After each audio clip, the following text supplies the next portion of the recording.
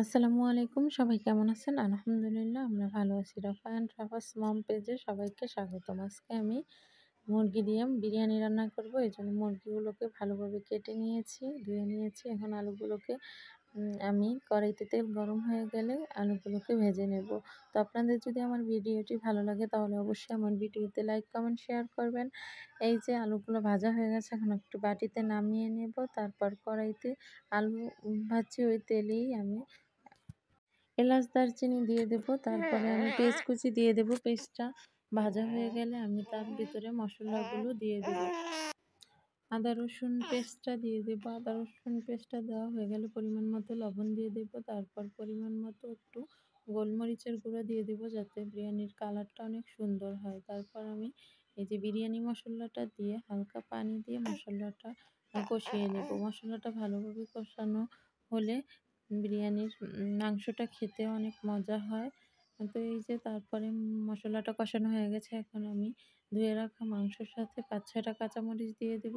তো আপনাদের যার যতটুকু ঝাল খেতে ইচ্ছে করে ওইরকম ঝাল দেবেন। তারপর টক দই দিয়ে এই যে মাংসটাকে ভালোভাবে কষিয়ে নেব। এই যে দেখেন আমার মাংসটা কষানো হয়ে গেছে।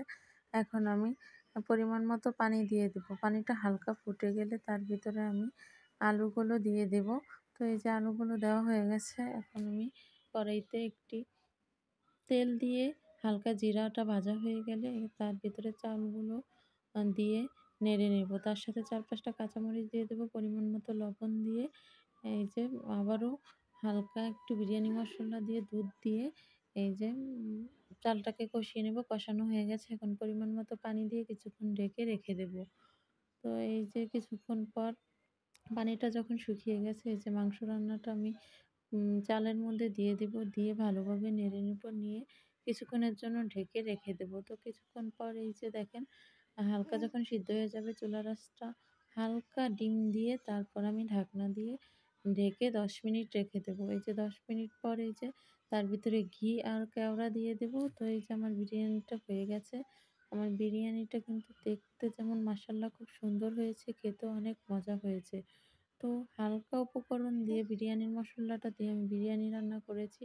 তো আপনাদের যদি ভালো লাগে তাহলে অবশ্যই লাইক, কমেন্ট, শেয়ার করবেন। আল্লাহ হাফেজ।